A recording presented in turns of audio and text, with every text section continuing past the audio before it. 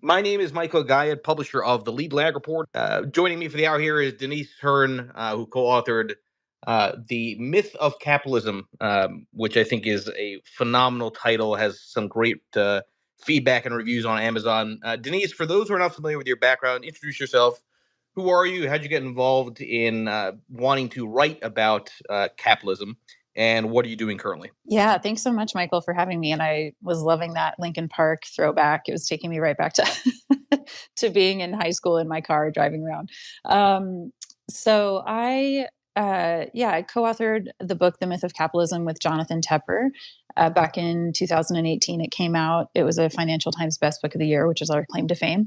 I was working with Jonathan at a macroeconomic research firm called Variant Perception in London.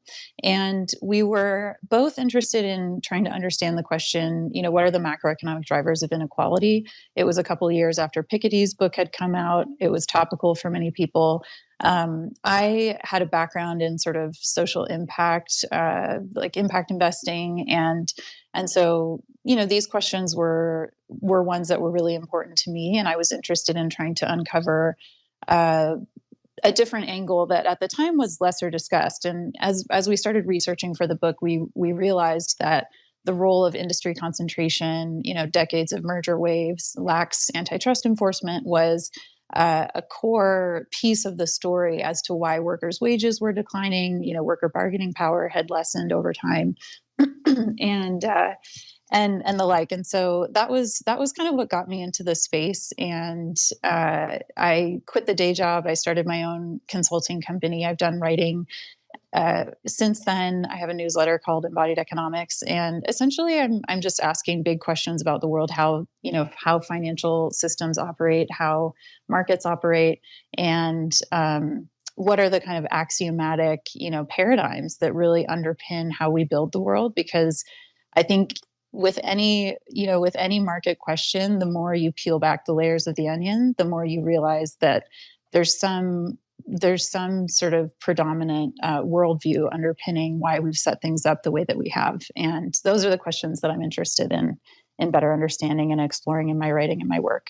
All right, so this is going to sound like a very rudimentary question, but what is capitalism? Because I think a lot of people assume that the United States follows a capitalism type of system.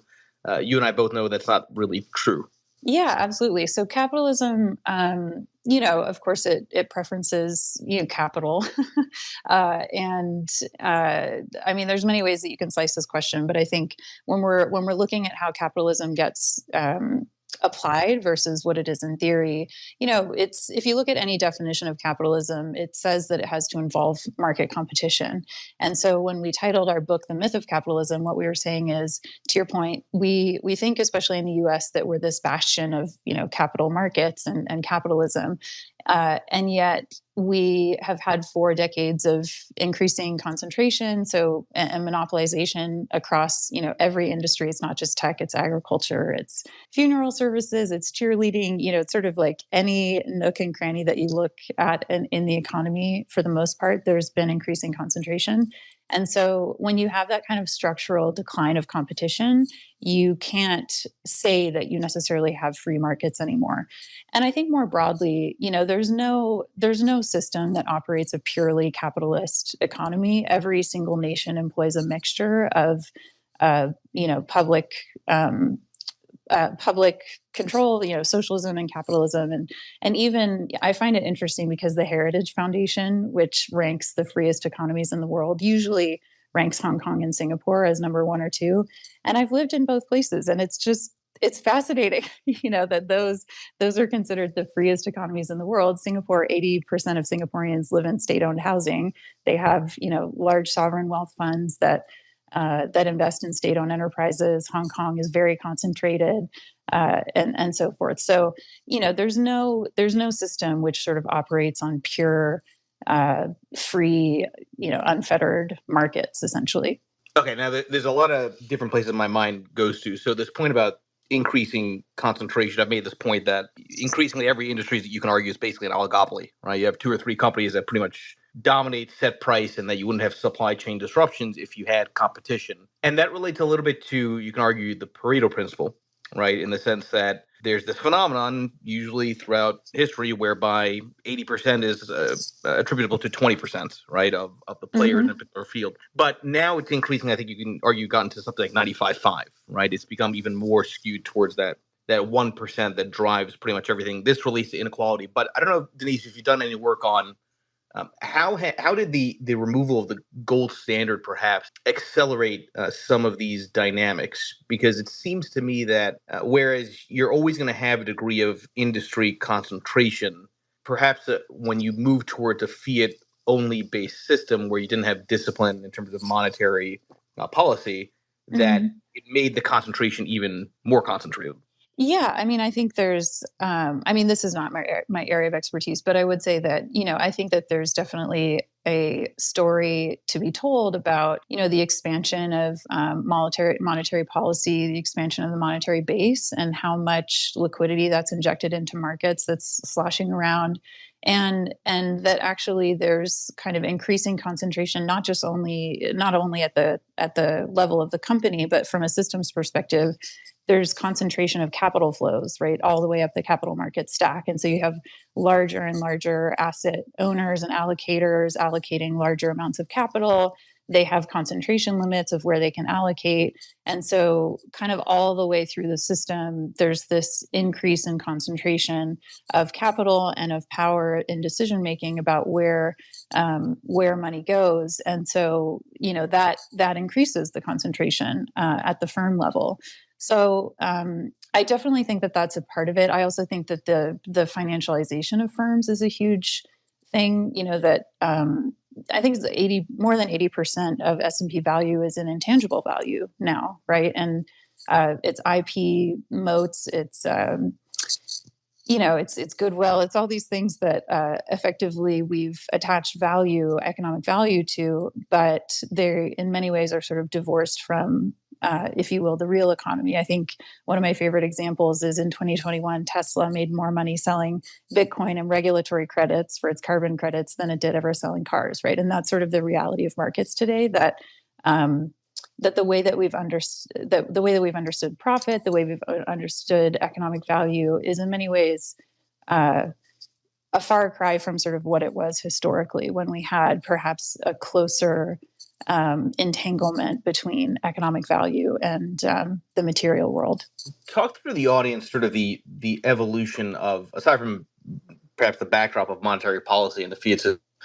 Why is it, from your work, that concentration of power has gotten even more concentrated among different companies, that you've had so much consolidation and so little pushback to try to counter it? Yeah, so there was a very intentional strategy, essentially, by a handful of competition policy lawyers and economists, mostly out of the Chicago School, that wanted to, and I don't think that this was like entirely nefarious, but they wanted to interpret antitrust law through a more narrow frame.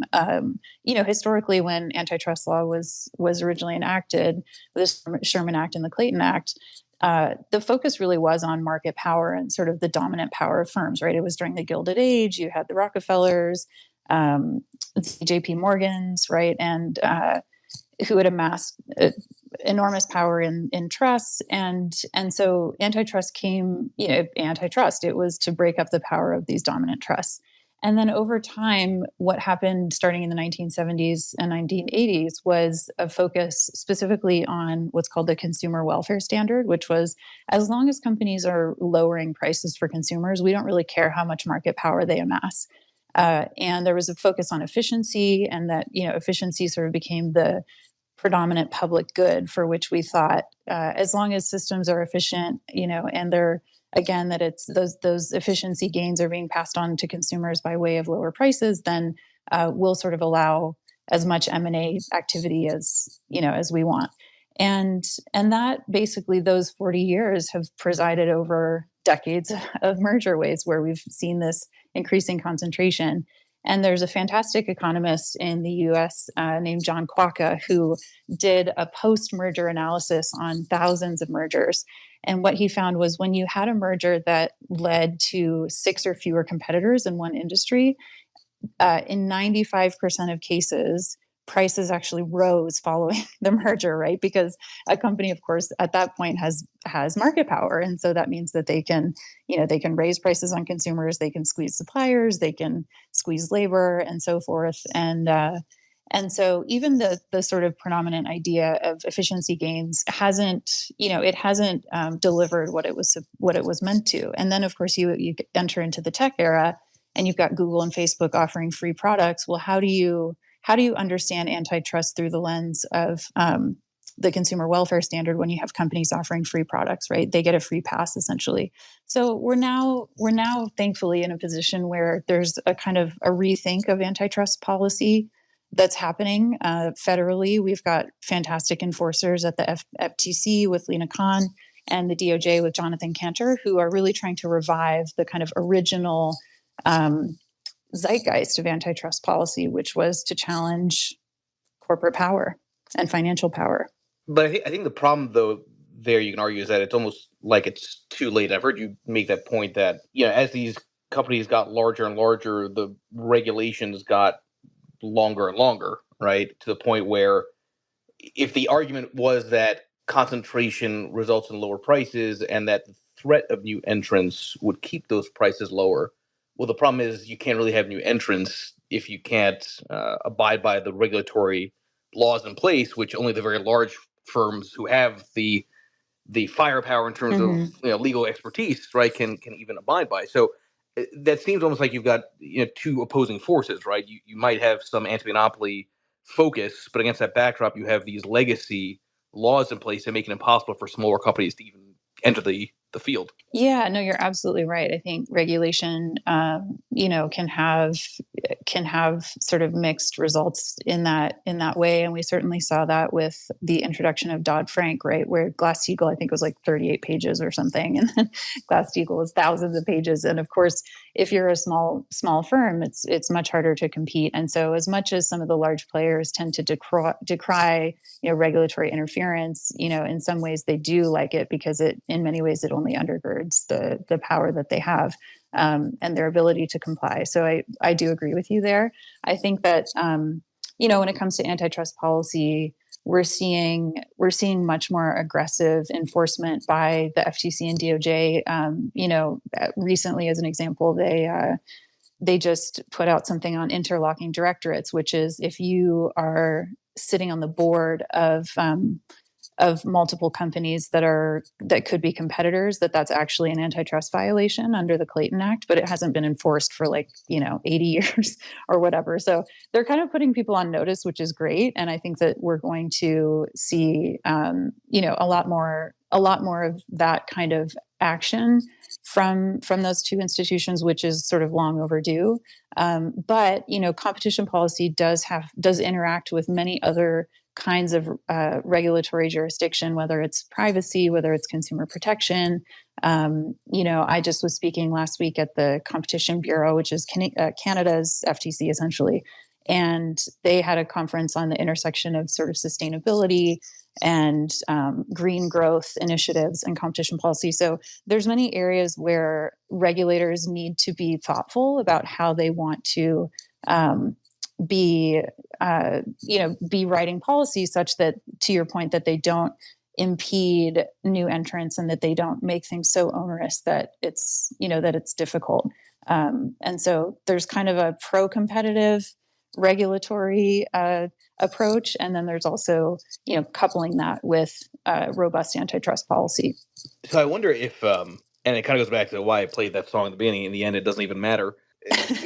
Right, and the reason I'll tell you why I'm saying that. So I want to bring this to Citizens United for a second, right? So, right, because I think this is where this gets to be really almost impossible to reverse, just because as you have more and more companies and concentration of power among industries among just a few companies, well, Citizens United basically said to companies or people can essentially donate in an unlimited way to the politician of the moment. So the politicians, as much as it's cliche to say, they are owned by the corporations. The corporations are more and more concentrated, so they are the ones you can argue that really put people in power. So how can you possibly encourage competition when the policymakers who set the conditions for competition basically don't have any incentive to counter their donors.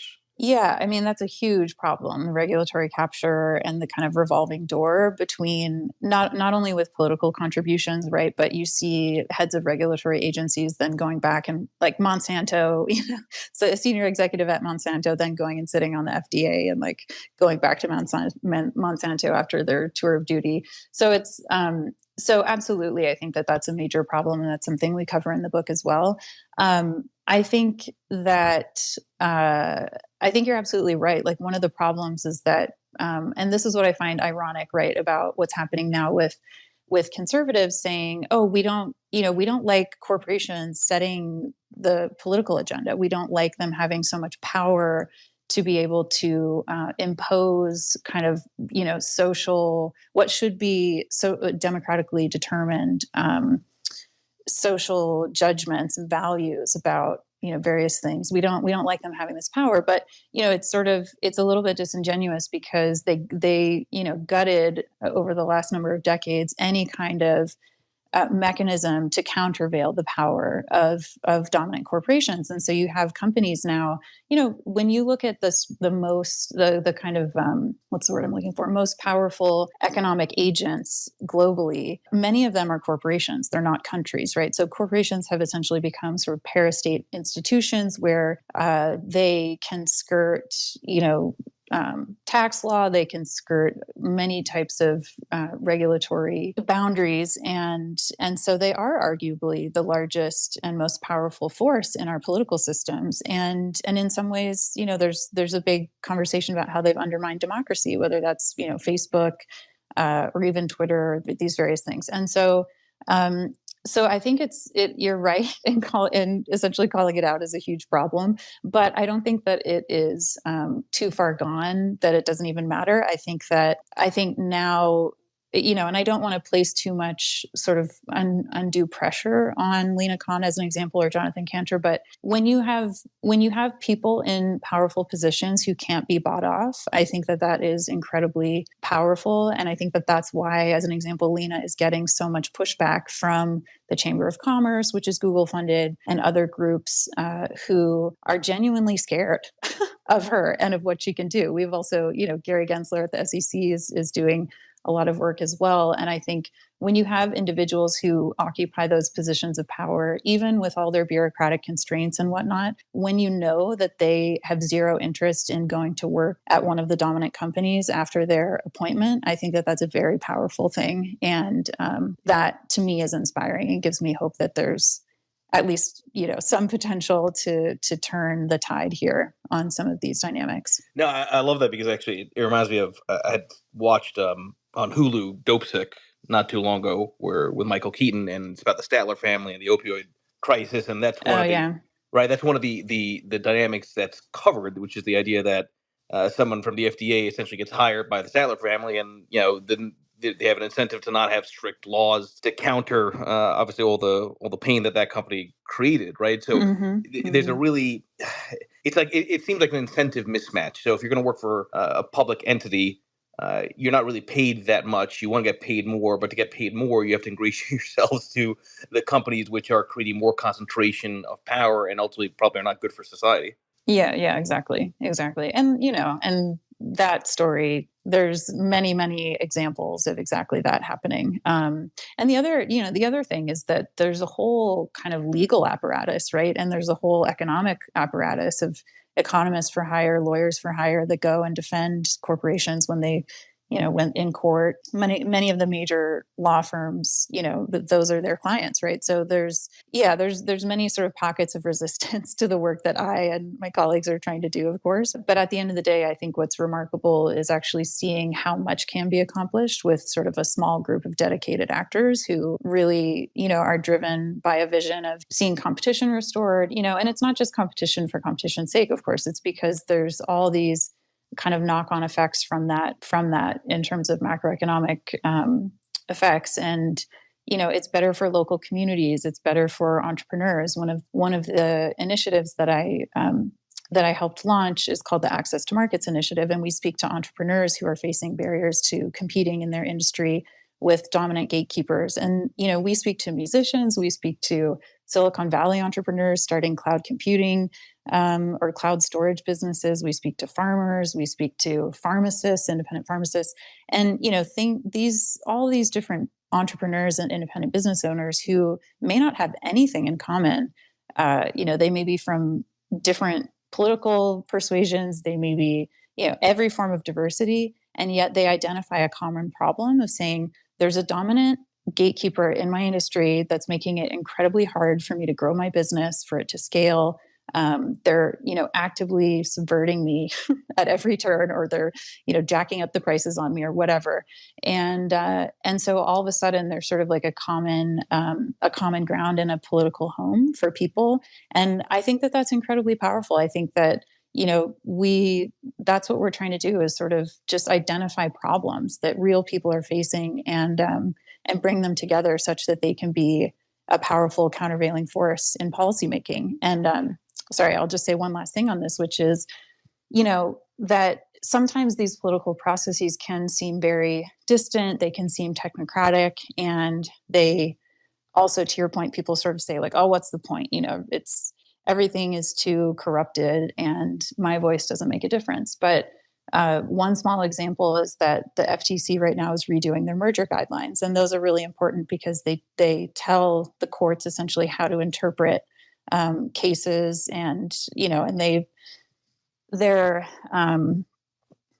were relaxed in the 1980s, and that's one of the reasons why we've had so much concentration. And so the FTC wants to redo them. And the last time that they did this process, about 12 years ago, they opened it up for public comment, and they got 38 comments, mostly from highly paid lawyers and economists who essentially are like technocrats in this area.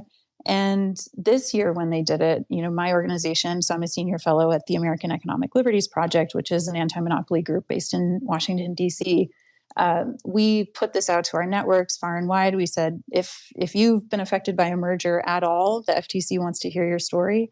And it generated 6,000 comments from people. And, I think that's really exciting. It's exciting to see people wanting to participate in this process, tell their story. And I do think that makes a difference. All right, let's say hypothetically, the government did everything right, which is a hell of a hypothetical. Okay, yeah, for sure. At least on antitrust, right? At least as far as that goes. Okay, so the dilemma that I have with where we are today is that I think what's maybe being missed a bit is technology makes things exponential and not linear. So in other words, even if you had antitrust laws and you did not have as many conditions favoring oligopolies or things like that, you still have large data, right? Which the very large firms will have access to first, be able to take advantage of first, and then take out any competition right away because of that natural advantage that all that data that they've accumulated gives them. So maybe that's more of a point. Maybe that's more towards the idea that yes, you can have antitrust laws, but you're still going to have concentration among industries. Maybe not as much. But how does the role of technology and large data play into concentration among various industries? Yeah, no, I think that's a huge one for sure, and I think it gets back to my point about, I don't think that antitrust solves all problems or even most problems. I think it's a necessary but insufficient tool for getting us the world that we want. And I think that antitrust policy or competition policy has to intersect and overlap with these other jurisdictions. And so with data, with data governance, I think, again, this isn't an area that I spend a lot of time in, but there's so many great organizations working on, data governance issues, whether it's portability, whether it's privacy, whether it's data moating, common carrier rules, et cetera, that would allow for greater sort of liquidity, if you will, of data and or mobility, perhaps. And I think I think that is a really important area. And you're already seeing, like, I guess my concern is not just with data itself, but kind of the vertical integration of data, compute power, and then or like the software and hardware, right? So you see Meta, you see Google building the world's largest supercomputers, and so they are the only ones that really have the ability to sort of crunch and crunch that data and spit out something useful because of the way that they're able to vertically integrate their software and their hardware, and their chip capacity and all of that. And so I do think that, this raises really important questions about the ability for new entrants to come into many spaces. And it's interesting because it just shows up everywhere. Like, we spoke to a bunch of very senior music executives not too long ago who were saying, like, okay, so we're talking about the metaverse. Well, how is that going to work? Who's going to sell tickets in the metaverse? Is it going to be Ticketmaster and Live Nation, right, who are already very dominant, who strike an agreement with Meta to be able to gatekeep there? How are all the licensing agreements going to work in the metaverse? So, like, these are all really important questions that we do think about, and where the largest tech firms already have such a dominant position. I think that they're increasingly leveraging that horizontally into many other industries, like Amazon getting into health and all of that. So I think it's a really important one for regulators to be working collaboratively and working across jurisdictions as well. Okay, so you had sent me a note, Denise, that you wanted to talk about or touch on the intersection of antitrust with green climate initiatives. I'm curious to hear how the two are related, because at least on Twitter, with a lot of these spaces that I've been doing, there's been a lot of frustration around the green push, because you can argue it got us to this place where there's not enough oil, there's not enough redundancy as far as where natural gas comes from, and we're in an energy crisis as a result. But talk about the role of antitrust and that sort of broader secular theme, which is not slowing down despite everyone's rhetoric. Right. Well, yeah, I think it's an interesting one just because it's very topical for regulators. The EU is a lot further than the US on this, but basically what's happening now is that companies are saying that they need antitrust exemptions to be able to collaborate on reaching green goals, whether that's net zero or eliminating waste in the supply chain and things like that, or pollutants.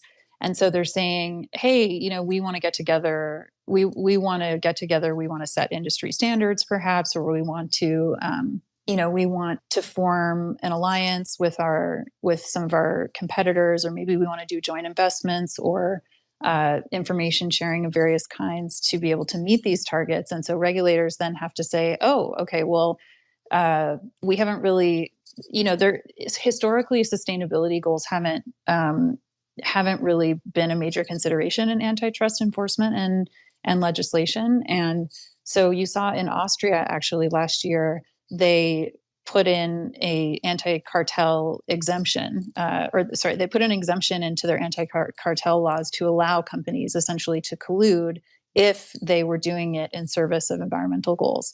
And this raises a lot of tricky questions, right? I mean, obviously where I come from, my point of view of the world is a healthy degree of skepticism about, companies wanting exemptions from laws that are already, under enforced and have been for decades, to kind of wedge in this idea that they need to be allowed to collaborate in these ways. So I'm happy to talk more about that, but that's the state of the debate right now.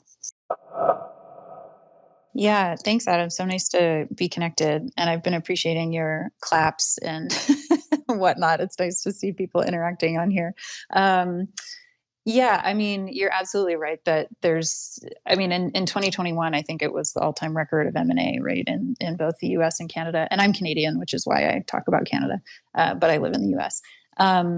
And so, yeah, I mean, the pandemic, of course, led to all kinds of scenarios where, of course, you saw Amazon, being able to kind of only bolster and strengthen its position because of the enormous kind of economies of scale that it has and the infrastructure that it's built for delivery and all of that, and AWS. And then many smaller businesses struggling, getting bought up.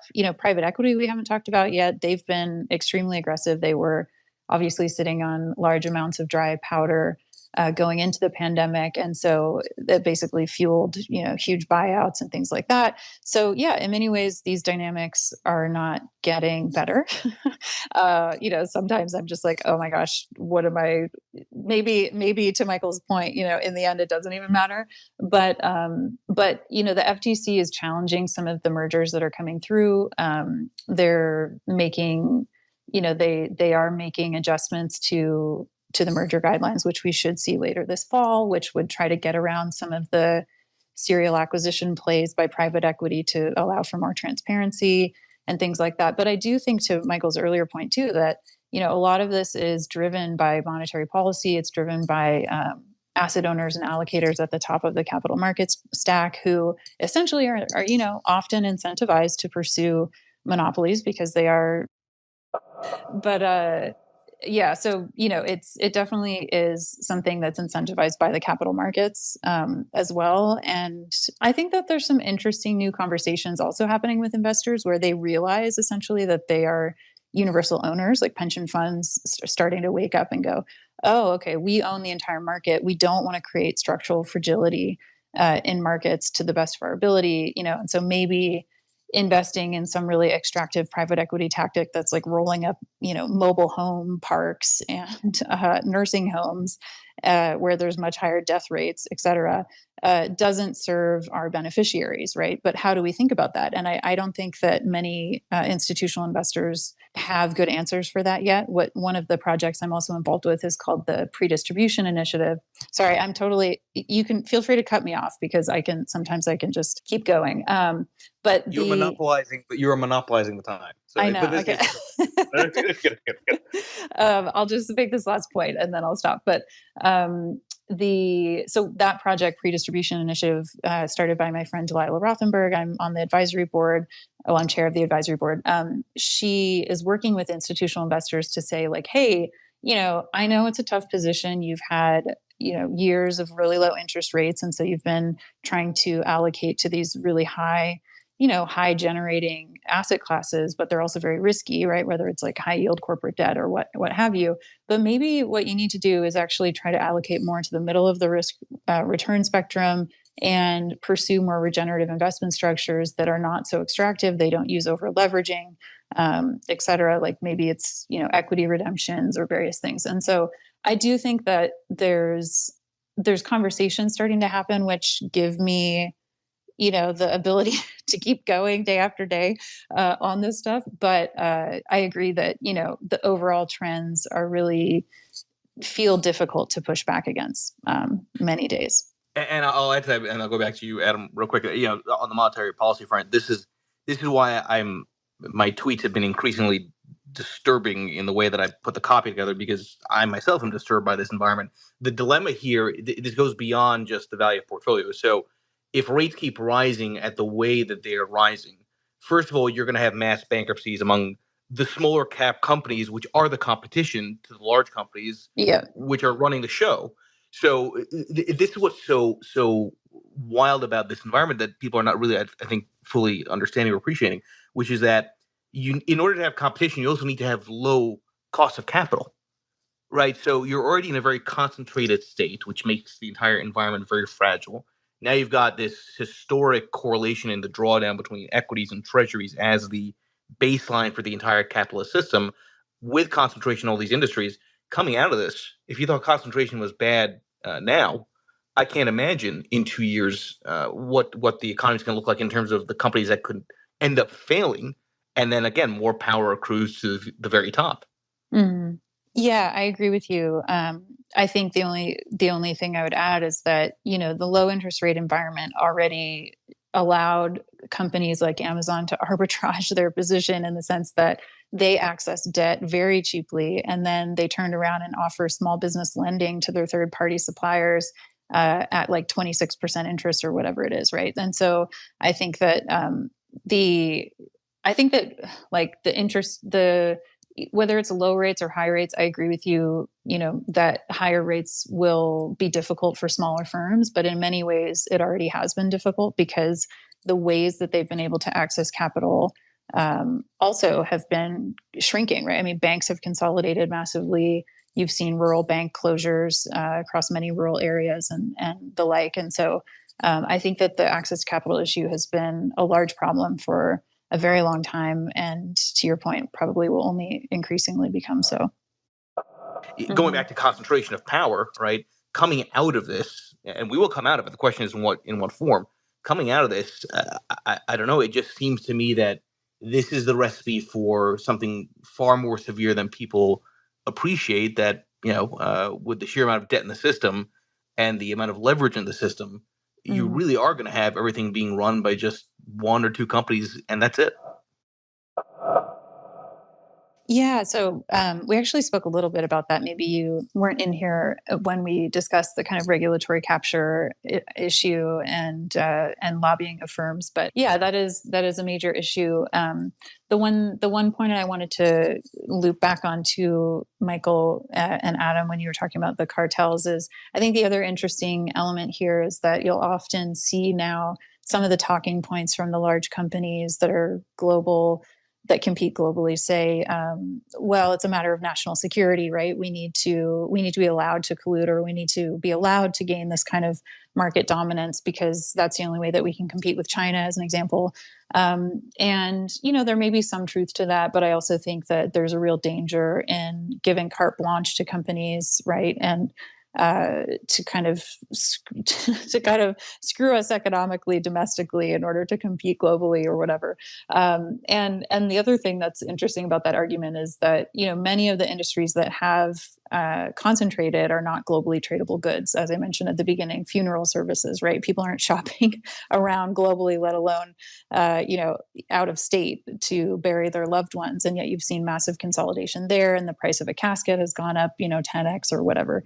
And so vet services, the same thing. Private equity's been rolling up vet services. They're now rolling up psychedelic mushrooms. They're rolling up hospital beds, youth addiction treatment centers, et cetera. So I think that, that talking point of sort of, it kind of goes back to this, we need to be allowed to collude to meet these global green objectives, right? Or we need to be allowed to collude because it's a matter of national security. I think we have to have a healthy degree of skepticism for those arguments. Right, which basically is the argument that maybe it's a little bit too simplistic to say this, but the green initiative is no different than any other major initiative in history. It's a play for more power. Yeah, exactly. I mean, I get worried. So it's like, now everybody's worried about scope 3 emissions, right? Well, that could be a way for companies to vertically integrate, gain more power and say like, we're doing this because we want to make sure our supply chain is clean. But really, it's actually a play for market dominance. Or, we want to do circular economy. So we're going to enclose certain material goods within our supply chain to ensure that it's, that there's a circulation of, and so so I think that there's lots of ways that this could end up being cover essentially for more plays for market dominance. And even I have friends that work at all these major firms. Of course, I live in Seattle, so I have lots of friends that work in tech. And they kind of tell me what's going on. The tech firms like Microsoft, Google, Salesforce are all making a major software play to be the kind of calculator of choice for carbon reporting and for supply chain reporting, right? And so, to your point, Michael, they'll use their data moats, they'll use their software infrastructure to kind of leverage that into these new quote unquote green spaces. What else are we seeing? Private equity again raised at least 25% more capital last year for renewable energy than it did for sort of traditional energy. So you're going to see them making plays there. We also, interestingly, in the U.S., there were about 200 rooftop solar companies and other organizations that requested a 6B study from the FTC, which is the market study, to look at the utilities and the dominant utilities and how they're actively suppressing the ability for both commercial and residential retrofitting to allow for more green, energy and rooftop solar and things like that. So there's already, a number of ways that this kind of move, the transition is going to be of course, a play for dominance. And again, the last thing I'll say here is there's this amazing TED Talk by a woman named Olivia Lazard, who talks about the kind of blind spots of the green energy transition. And what she does is she shows how, I mean, essentially EVs require 6 times the amount of material input, rare earth minerals, that a normal car does. And the rare earth deposits, when you overlay them, when you look at a global map of where they overlay, directly with high conflict zones, high corruption zones, and also with climate susceptible zones. And so you're going to have this fight for these rare earth minerals for the transition that's, might get pretty ugly here pretty soon. And a lot of companies, of course, are already making significant moves to try to gatekeep and gain access to those material resources. Yeah, thank you so much for the question. It's a really hard one. Maybe before I answer it, I'll talk my way into an answer here. But just your points about IP moding, I think that's a huge problem. And yeah, you see things like Disney. Mickey Mouse, as an example, should have been in the public domain long ago, but they've been able to extend and extend and extend. Although if you had in the public domain, there'd be like a Mickey Mouse horror film, like we're seeing with Winnie the Pooh, which I don't know if I want to see. Oh, really? For gosh. All right. Yeah, I will not be going to see that. But I mean, same thing with pharmaceuticals, where you have the major drug companies doing very, very minor reformulations to their drugs, and then continuing to extend the patents such that we can't have generic drugs offered at much lower cost, and so forth. And so I do think that that's a major problem. And in terms of how to balance the kind of regulatory intervention that doesn't cause I guess, unwanted dynamics, I think it's hard to talk about it in aggregate because, the word regulation is so broad. It really is sector by sector.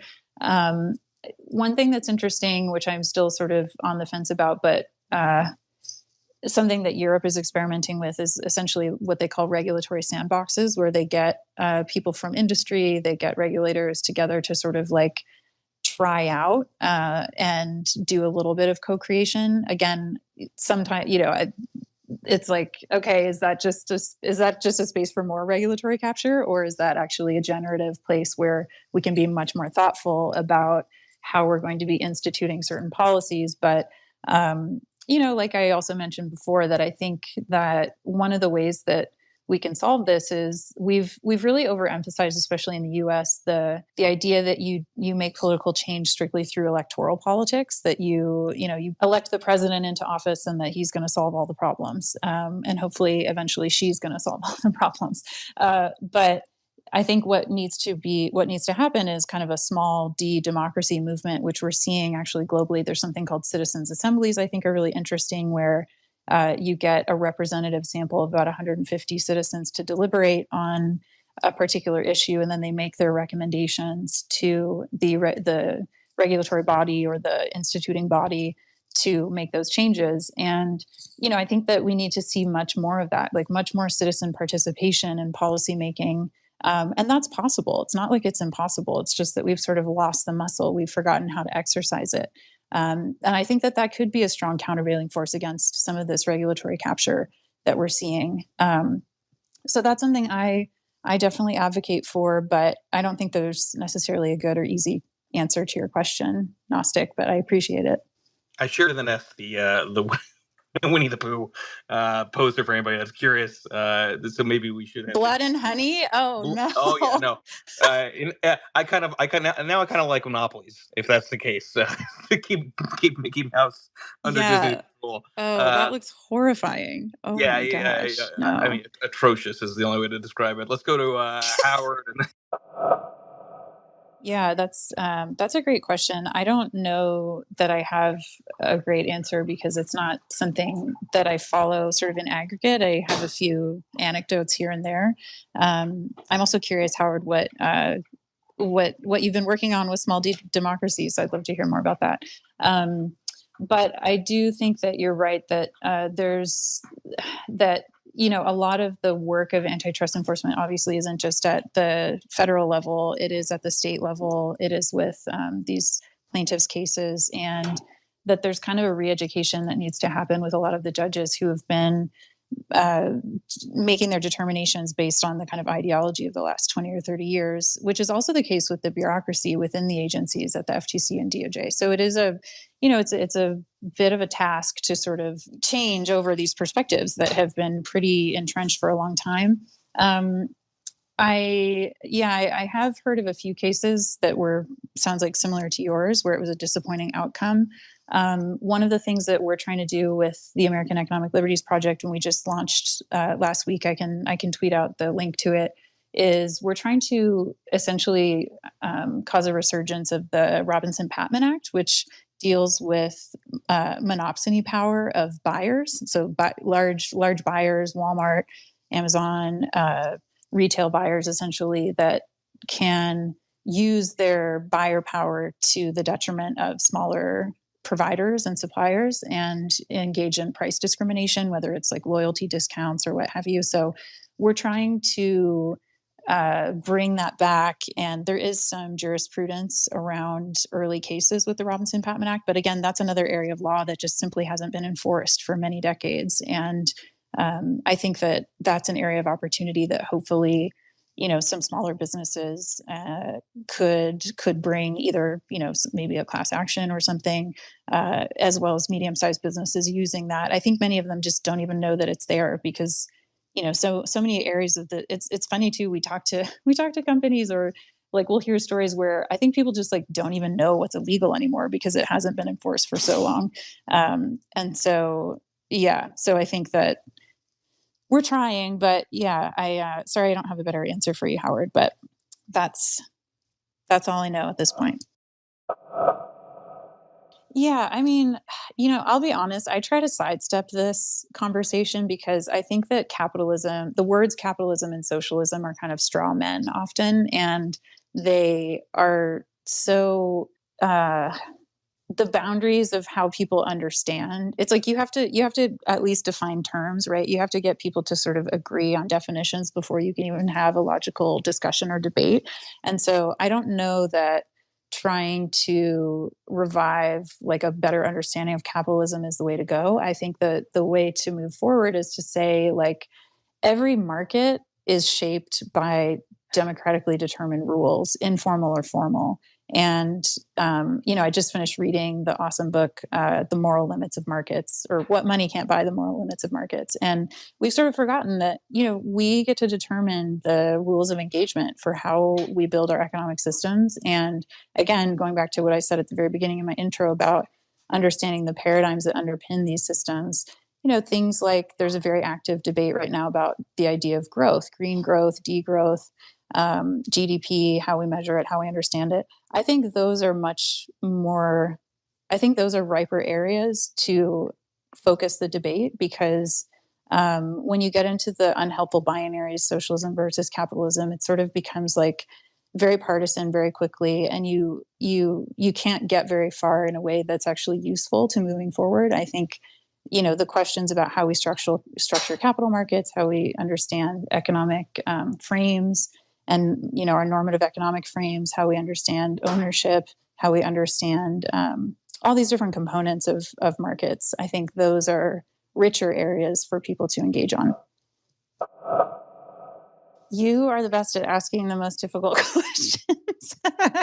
I think, let's see, how do we encourage longer term thinking, 7th-generation thinking, as Indigenous elders teach us? I would say get rid of all social media. And I'm actually very sincere with that because it's like part of this is also an issue as far as I would rant on its attention spans, right, and distractions, right. I think that's part of the problem too. Yeah, again, like, because I'm Canadian, I'm not as fearful of the word socialist as most Americans are.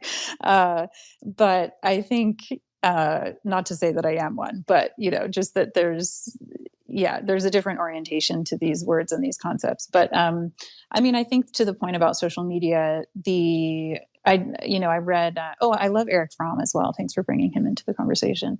What is the word? Johann Hari? I read his book recently, Stolen Focus, and I mean, I think the great point that he made was essentially that we have these huge looming global problems, and the biggest threat that we have is essentially that our attention has been so co-opted and distorted by social media, by just our interactions online, the kind of addictive quality of all of this, that it makes it difficult for us to coordinate, to do mass coordination, because of the way that our attention is co-opted. And again, I think it's less about discipline than it is about the underlying business model of so many of these platforms, which are incentivized to keep you hooked, et cetera, et cetera. That's nothing new. So I do think that is a core component of this. And, even personally, like my husband and I do a no screen Sunday where we turn off our phones, or we don't watch TV, we don't use the internet. And it's amazing how time elongates, you can think more clearly, and all of that. So I do think that is a major component of, our failure to be able to actually focus on the things that matter going forward. 100% agree with that. So with that said, everybody, please, again, make sure you follow Denise Hearn. Make sure you also don't go see Winnie the Pooh, Blood and Honey. Don't encourage that kind of film being produced. Denise, really appreciate you spending the hour here with us. Hopefully I'll be able to get you back in with a couple of other special guests, and everybody enjoy the rest of your day. Thank you, Denise. Thanks so much, Michael. Thanks, everyone.